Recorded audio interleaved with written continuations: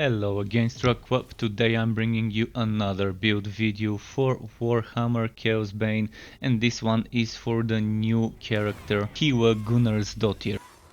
And the build is for the melee-centric set called Daughter of the Forge, or on the items themselves called Anvil Strike.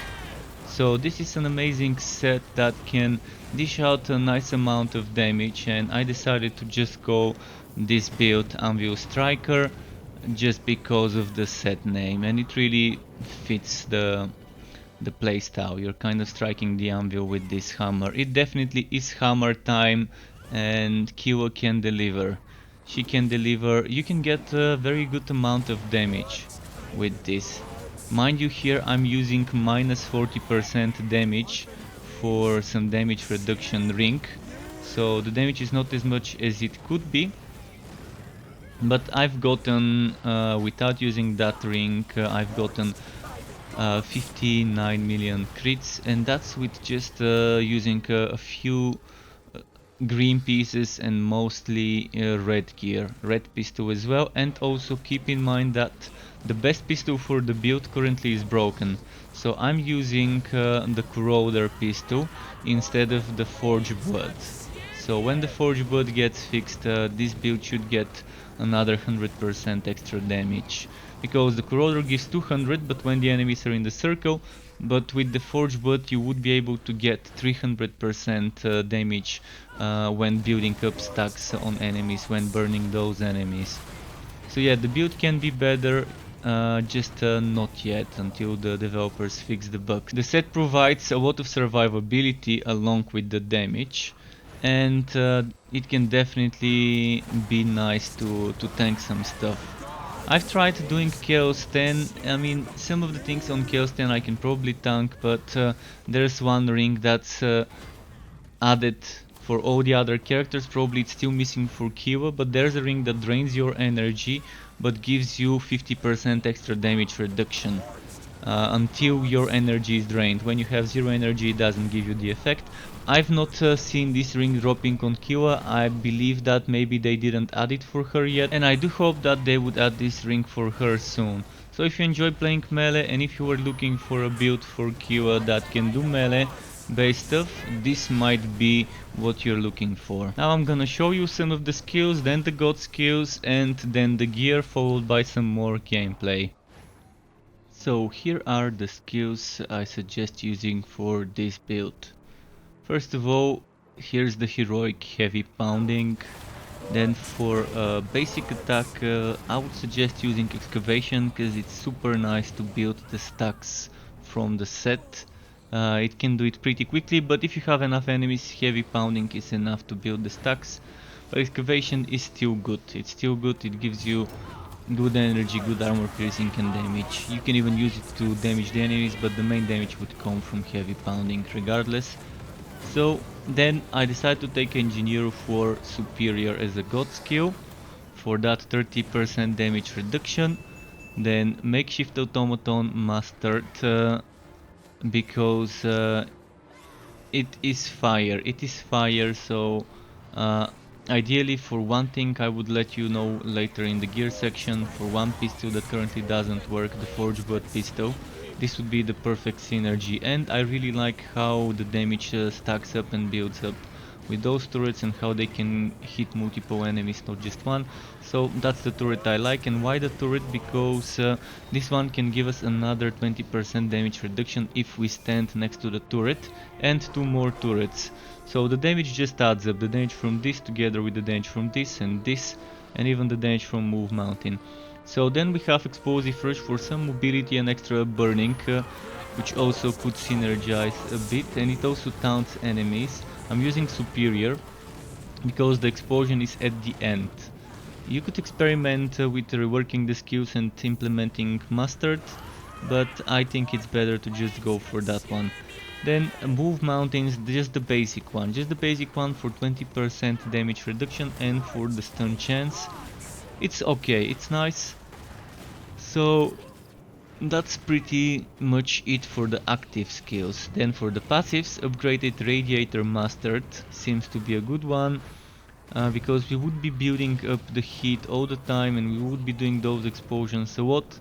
So it's nice to get that damage reduction, which should be 0.2 per stack of 100, which should make it to 20.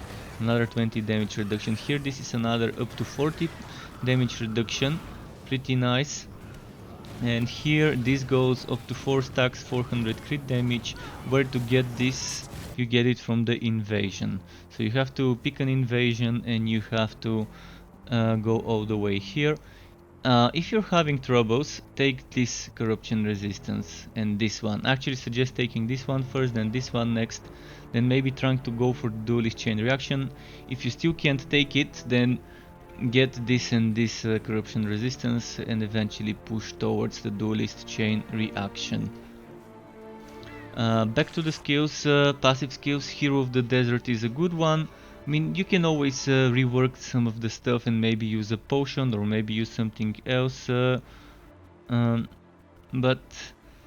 if you're using a potion, there's a good one for damage reduction and there's also one for damage. After using the potion, I still like this one. Fat damage, damage reduction, HP, crit damage, it's not bad, and also movement speed. And then the other one I'm using is again this one, alternating pistons superior.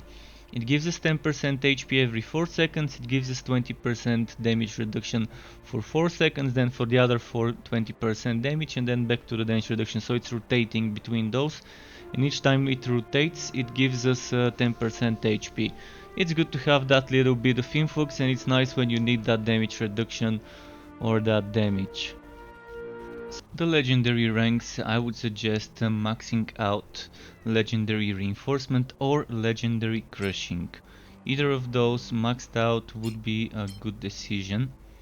So pick one you like, max it out to get the 20% damage reduction, and keep in mind this works when enemies are damaged. This works when you're using skills with cooldown. We can spam the turrets with good cooldown reduction. We can also use this with cooldown, but mind you, god skills do not count as skills with cooldown. Even though they are skills with cooldown, they are considered in the game by the mechanics of the game as god skills with cooldown, not skills with cooldown. So this can be triggered by the turrets and by explosive rush, and just spamming the turrets every 2 seconds is more than enough to keep it up.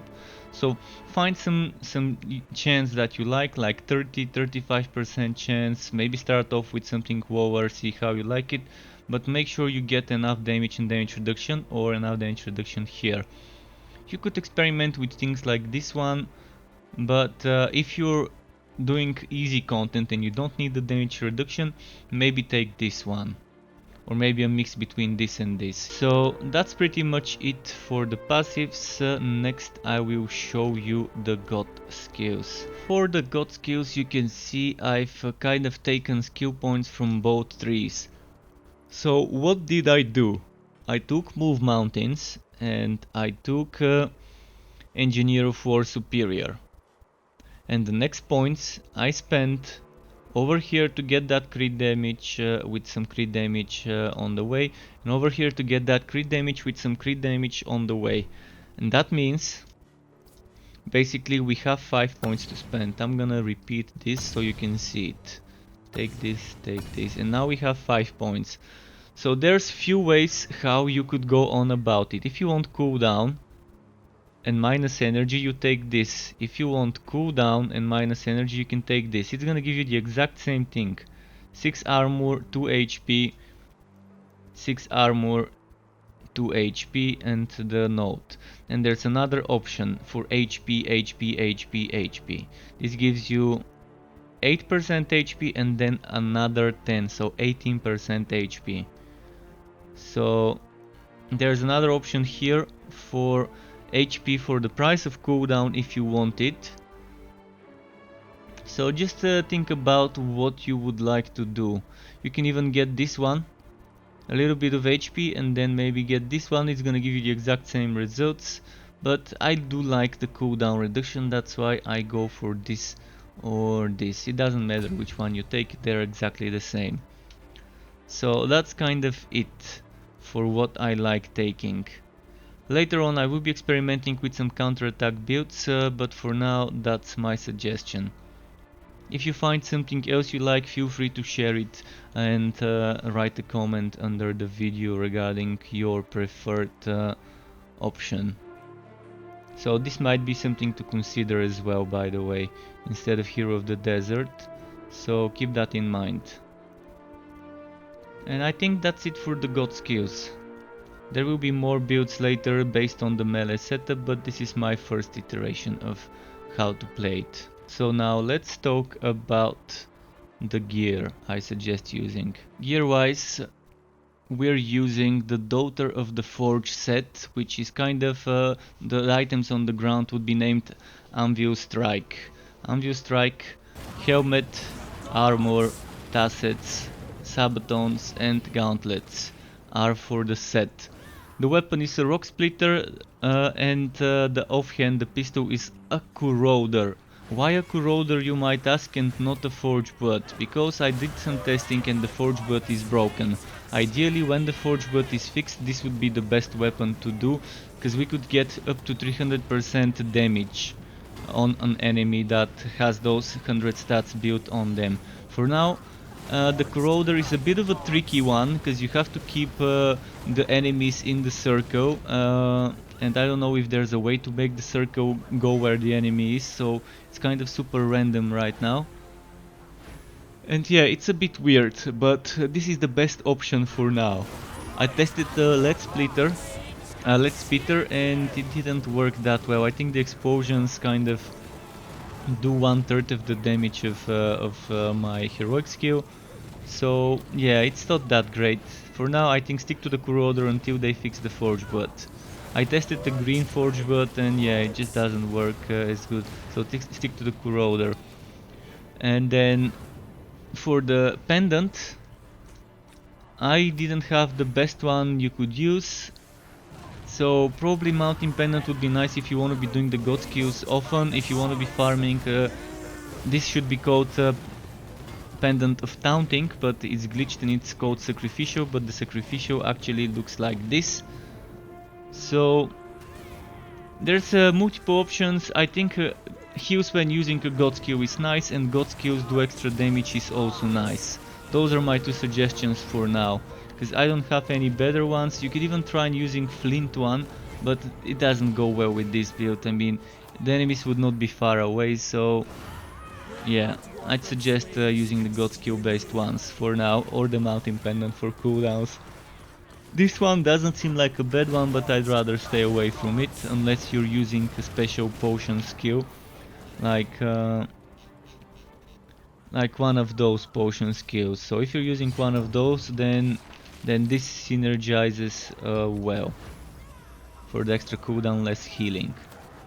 Now, important things to remember for the stats on the items would be you're looking for stats like crit chance on the pistol, crit chance on the rings and amulet.